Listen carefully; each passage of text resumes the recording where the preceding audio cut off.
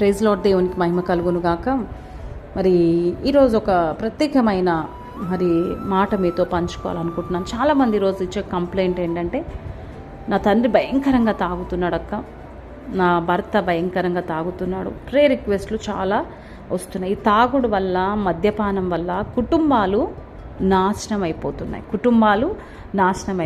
తాగుడు వివేకాన్ని కోల్పోయే విధంగా చేస్తుంది. సామెతలు 20 ద్రాక్షరసము వెక్కిరింతల పాలు చేస్తుంది, అల్లరి పుట్టిస్తుంది. అవునా కాదండి? ఈ వాక్యము నిజమా కాదా? ద్రాక్షరసము వెక్కిరింతల పాలు చేస్తుంది, అల్లరి పుట్టిస్తుంది. ఆ మద్యము నువ్వు ఏదైతే తీసుకుంటున్నావో ఆ మద్యము వల్ల, ఆ తాగుడు వల్ల నీ యొక్క జ్ఞాపక శక్తి దెబ్బతింటుంది. నిర్ణయాలు తీసుకునే విషయంలో కూడా దెబ్బపడడానికి అవకాశం ఉంటుంది. దాని ప్రభావము కుటుంబాలంతటి మీద, సంబంధాల మీద, కుటుంబ వ్యవస్థ మీదనే పడుతుంది. కలహాలకు కారణమవుతుంది.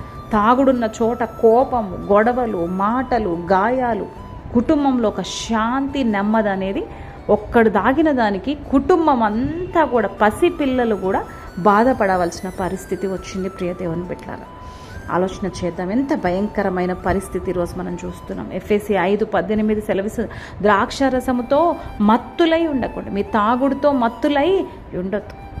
బైబిల్ మన జీవితంని ఎంతో మార్చినప్పటికీ కూడా ఈరోజు ఇంకా కూడా తాగుడు వల్ల జీవితాలను నాశనం చేసుకుంటున్నారు. ప్రియ దేవుని బిడ్డలారా, కుటుంబంలో శాంతి, నెమ్మది పోతుంది. తాగుడు కలహాలకు, కోపాలకు దారి తీస్తున్నాయి. భార్యాభర్తల మధ్య ప్రేమ తగ్గుతుందా లేదా?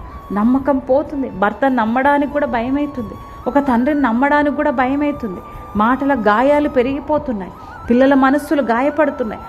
ఆ యొక్క ఆ తండ్రి తాగి గొడవ పడడం, పిల్లల్లో భయము, ఆ యొక్క భార్యలో భయము, బాధ, భయంకరమైన ఆ యొక్క పరిస్థితులు మనం చూస్తున్నాం. ఆర్థిక పరిస్థితి కూడా క్షీణించిపోతుంది. కుటుంబ అవసరాలకు ఉపయోగించవలసిన డబ్బును మద్యానికి వెళ్ళిపోతున్నది.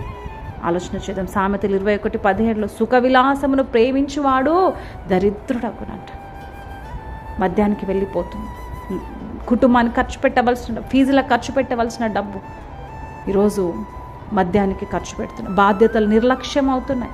ఇంటి పోషణ చూసుకోవాలి, పిల్లల అవసరాలు ఏంటో చూసుకోవాలి, కుటుంబ బాధ్యతలు ఏంటో చూసుకోవాలి. కానీ ఏమైపోతుంది? ఈ మద్యం వల్ల అన్నీ కూలిపోతున్నాయి. కోపము, హింస పెరిగే ప్రమాదం ఎక్కువైపోయింది. ఆలోచన చేద్దాం. తీవ్రమైన నష్టం అండి కుటుంబాలకి. మంచి పేరు పోతుంది.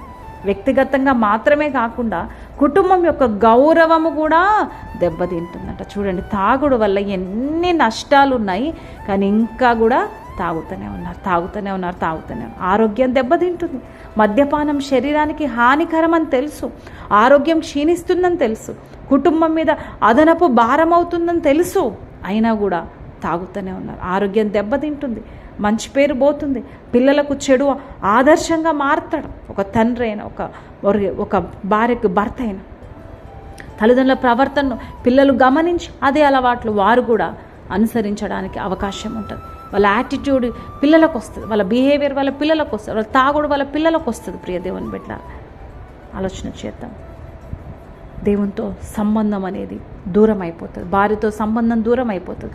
పిల్లలతో సంబంధం దూరం అయిపోతుంది. తప్పుడు నిర్ణయాలు వస్తాయి. మత్తులో మాట్లాడిన మాటలు, తీసుకున్న నిర్ణయాలు కుటుంబ సంబంధాలను తీవ్రంగా దెబ్బతీస్తాయి. దేవునితో సంబంధం బలహీన పడిపోతుంది.